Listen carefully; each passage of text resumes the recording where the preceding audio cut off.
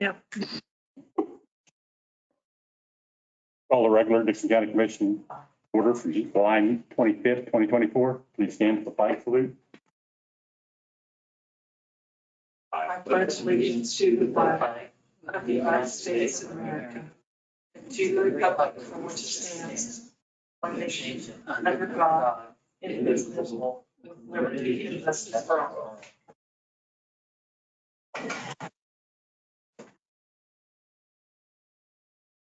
Make a motion to approve the agenda as printed with no additions. I'll second it. Moving second. Any other discussion? If not, all those in favor say aye. Aye. Opposed? Motion carried. Consent agenda, minutes of the minutes of the July 18th meeting. Expenditures of $1,214,127. Nope. $1,214,127.08. Hand checks of $1,834.42, and SD security wire of $4,104. I move to approve the consent agenda. I'll second it. Any other discussion? If not, all in favor say aye. Aye. Aye. Opposed? Motion carried. Commissioner comments, committee reports. Ron? I did spend a little bit of time Sunday at the Woodbine reunion for the old school there. I was invited to attend, and Roger Diekman was inducted to the Kansas Teachers Hall of Fame, which was quite a thing, quite a prestige deal. He's a president of the organization there. But it was nice to hear some of the stories that the old timers and some of the last ones that had attended school there did and had come up with. And of course, the fellowship was always great when you do that. Folks that were meeting folks that hadn't seen each other for many years. That was pretty neat. I also spent a little bit of time yesterday at the detention center doing some check signing and just checking things out a little bit with them. I think they're going fine with it. So that's what I have. Thank you, Ron. Commissioner Peterson's on vacation this week. Martin Tannehill, our Region Road and Bridge Supervisor, was in along with Chad McCauley, our Valley, our county engineer. We have a proposal. There's some issues down on 300 Avenue and 400 Avenue. UP wants to add another track out there, go to 2 to 3 tracks.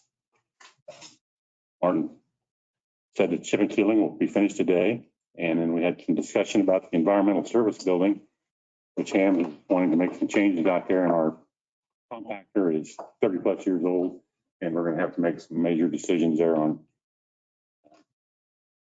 what we want to need to do out there with the building and moving forward into the next 30 years. I did attend the KAC virtual meeting at Kansas Association County meeting yesterday. Presentation of petitions, proclamations, and other public comments. Anybody want? Excuse me. Yeah, I'm sorry. Rules first thing. I forget this. We just started this about 3 weeks ago. Right, so.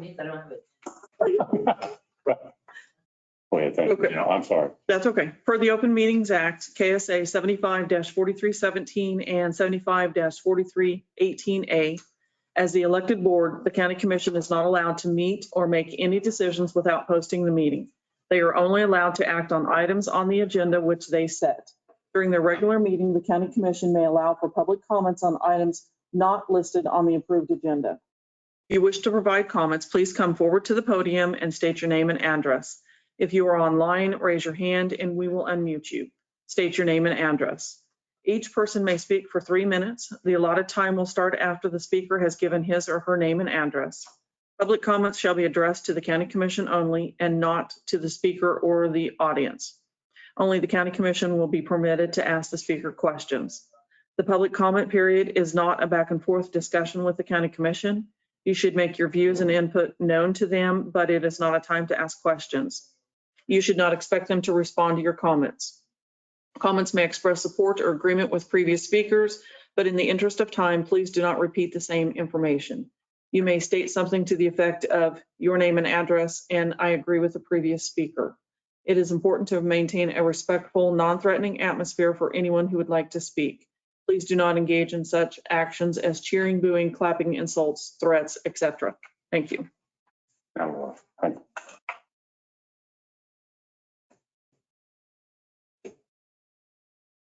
I may have a question in there, but I don't expect to have a response. I'm Lori Hambright. 1853 2700 Avenue, Chapman, Kansas.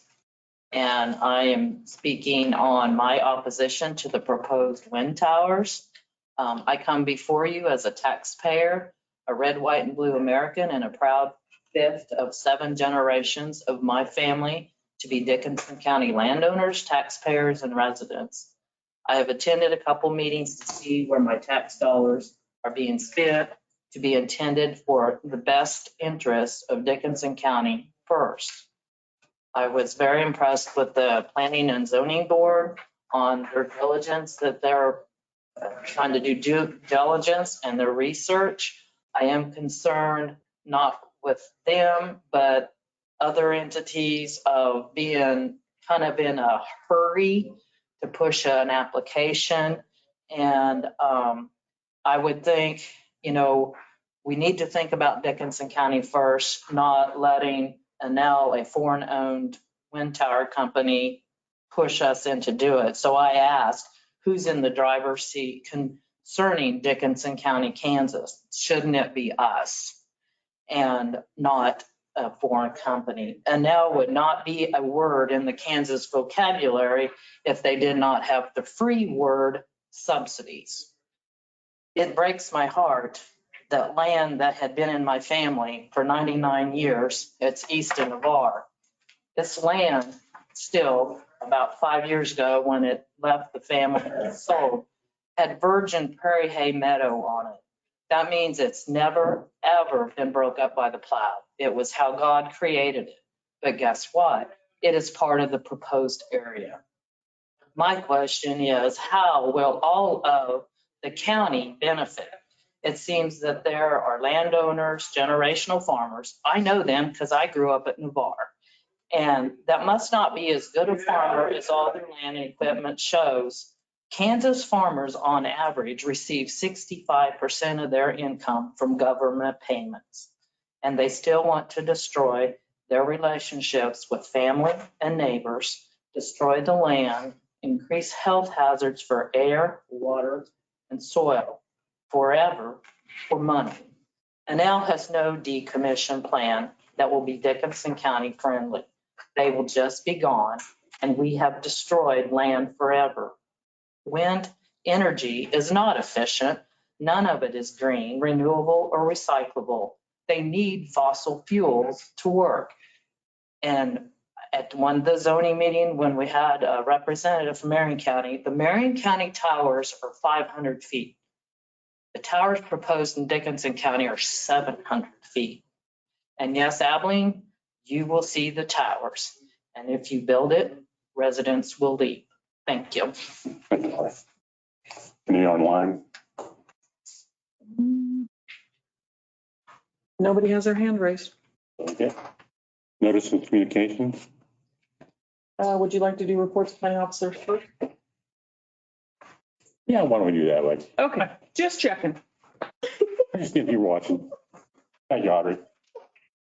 So just All right, hi. My husband, daughter.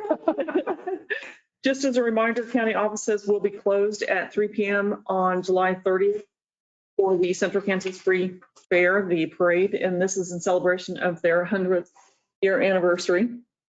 The highway department, as Craig mentioned, they have been chip sealing 17 miles across the county, and they finished up on Barn Road. Today, actually, they should be finished, and they were at the Solomon city limits and heading south to 1700 Avenue.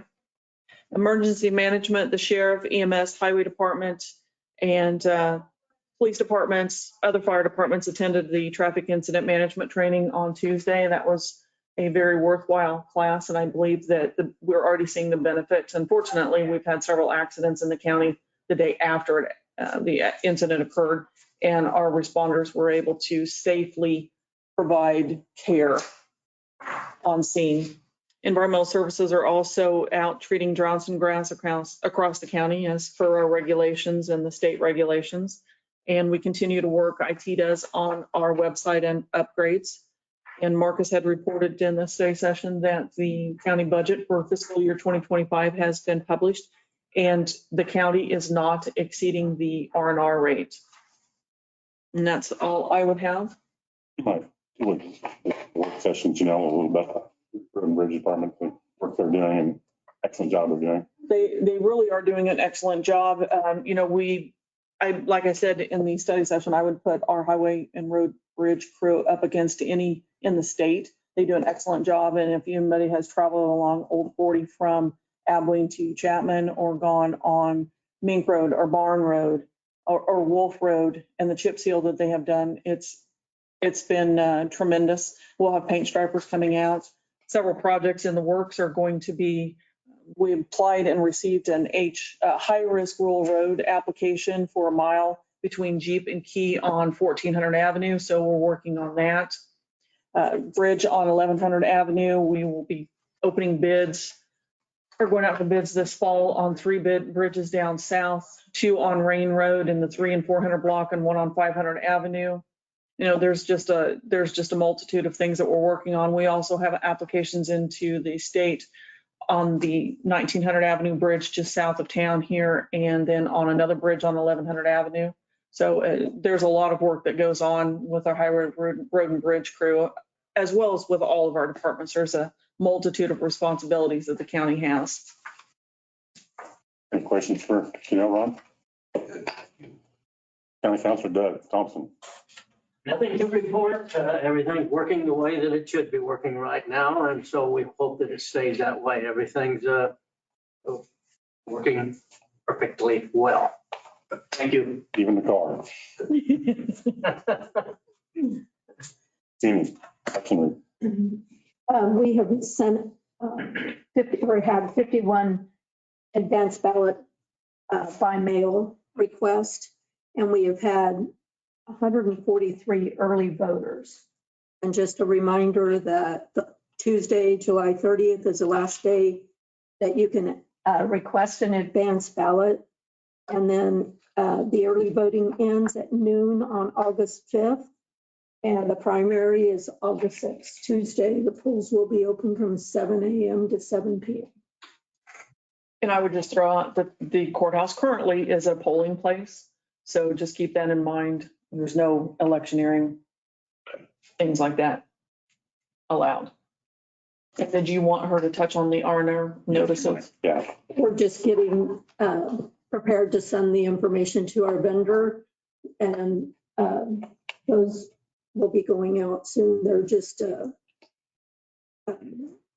report that shows who is going over their R&R and where their hearings are going to be held. And this is statutorily required that we have to send this out.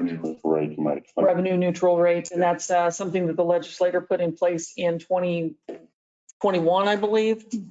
And it's just, they want to make sure that the taxpayer knows what's going on. So they're requiring us to send out another notice to any taxpayer that has property that they could be exceeding the R&R rate, the revenue neutral rate, and then where the budget hearing is, so they can come in and make comments if they so choose. So, and that's any taxing entity. And we've got 91 taxing entities in the county. So most likely every taxpayer will receive a notice like this. And we do realize that it is very confusing. This is not something that the county is doing. We put our information online. We have our meetings on online as well, and anybody's welcome to attend those budget hearings to see what we're doing with our budget or call in and talk to us. But this is a statutory requirement that we have to do. Thank you.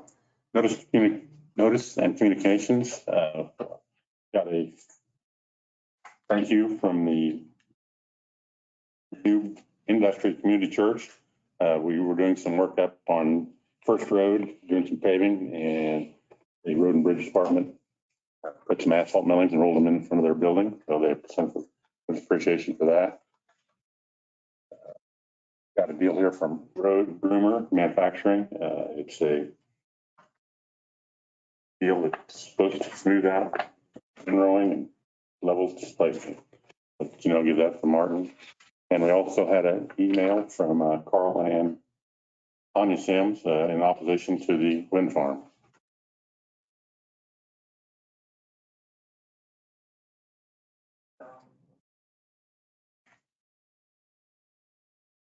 One item here also. Yeah. Did get one invitation to the Eisenhower Legacy Gala for October the 12th in Abilene here. So that's what we did get. Okay. Introduction and consideration of resolutions. We have none. No unfinished business. Other business, approved lease purchase bid for the 800 communication projects, you know? Actually, I'm going to ask Marcus to do that. He's the one that's been handling that. Mark Rothschild, Assistant County Administrator, Finance Director. So for the 800 megahertz radio communication project that had the sales tax voted in for, we have began that process. And so one of the pieces was to find the financing for that so that we can fund the project up front, and then we will pay that back with that sales tax dollars over the next 5 years. So we reached out to local lenders throughout Dickinson County, and we were very happy with the response from our lenders. We received 3 bids back, one from Dickinson State Bank, the Abilene branch, Astor Bank, the Chapman branch, and also the Pinnacle Bank here in Abilene as well. So I was very happy with the local response from our lenders, and that we had some options to be able to review for this project. After review of the bids, staff is recommending that we move forward with the Bennington State Bank bid.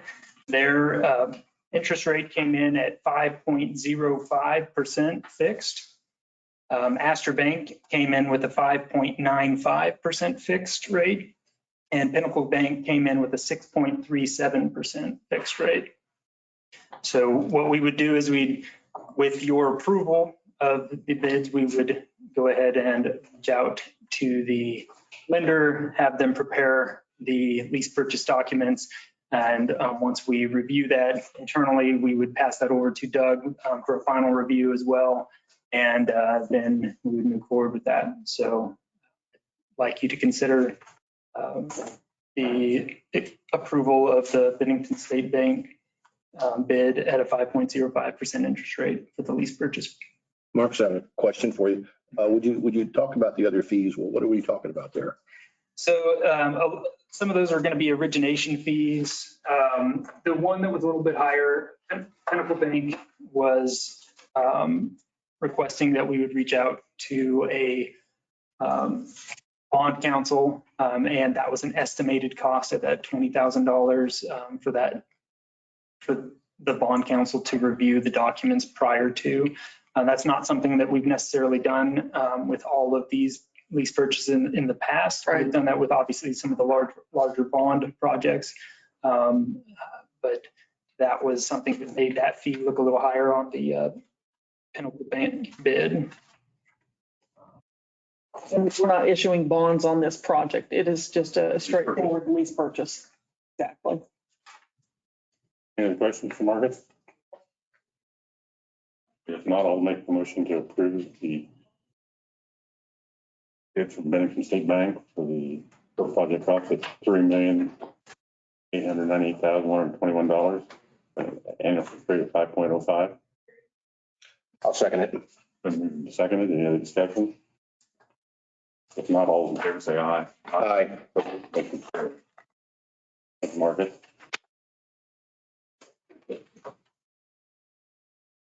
Letter of support for Abilene Smoky Valley Railroad grant request, you know? Commissioners, I was contacted by Ross Bowling from the Abilene Smoky Valley Railroad.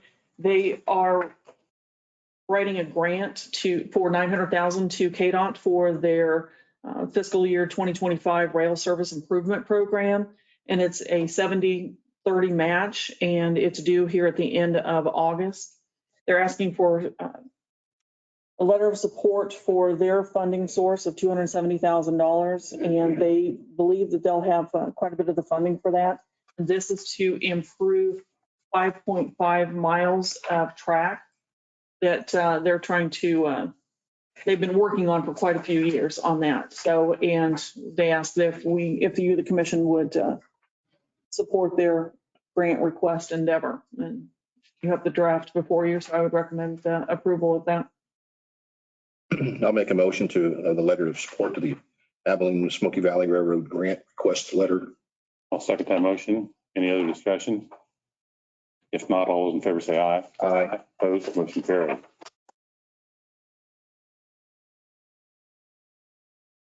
Future agenda and meeting items, the primary election, which Janelle and Jeannie both, is August 6th from 7 to 7 at 11 polling sites across the county. And the commission will canvass the election results August 15th, 2024 at 12:30 p.m. Nothing else comes before the commission. I'll move, we adjourn. I'll second it. Second, all in favor say aye. Aye. Opposed, motion carried. We stand adjourned.